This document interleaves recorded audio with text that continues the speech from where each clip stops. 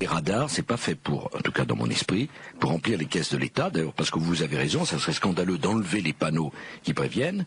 Donc les panneaux seront maintenus. Mais bien sûr que les panneaux. Parce que les Suisses ont enlevé les panneaux, je crois. Hein. Ah bon, enfin les Suisses, c'est les Suisses. Moi, je suis candidat à la présidence de la République française. Il y a un devoir de sincérité des responsables politiques.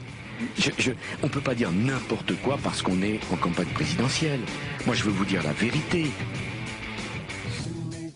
Alors là, c'est sûr. On n'avance plus en termes de sécurité routière, on s'enfonce. Pour avancer, une population doit penser que l'avenir sera meilleur. Mais au train où vont les choses, c'est ça notre avenir en tant qu'usager de la route. Des chèvres avec des numéros entassés les uns aux autres derrière des barreaux. Attendre gentiment pour se faire traire. Vous nous excuserez, mais c'est pas vraiment ça qu'on veut.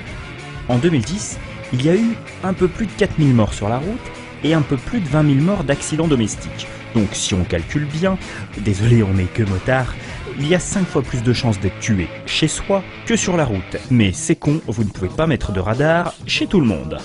Il n'y a plus aucune volonté politique d'améliorer la sécurité routière, mais uniquement des percepteurs de taxes. On ne peut pas dire n'importe quoi parce qu'on est en campagne présidentielle.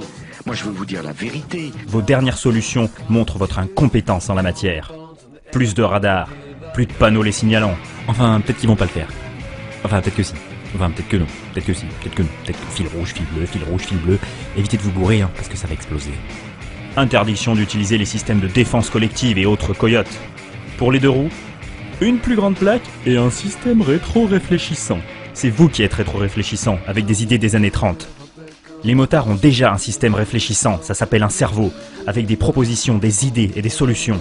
Une meilleure prise en compte du deux roues motorisé dans les infrastructures, des aides pour les motards soucieux de s'équiper correctement, la formation, la sensibilisation pour un meilleur partage de la route. Votre système répressif est à bout de souffle, votre propre police et gendarmerie vous le disent. Vous avez décidé de partir en guerre contre votre propre population. Bougez pas, on arrive.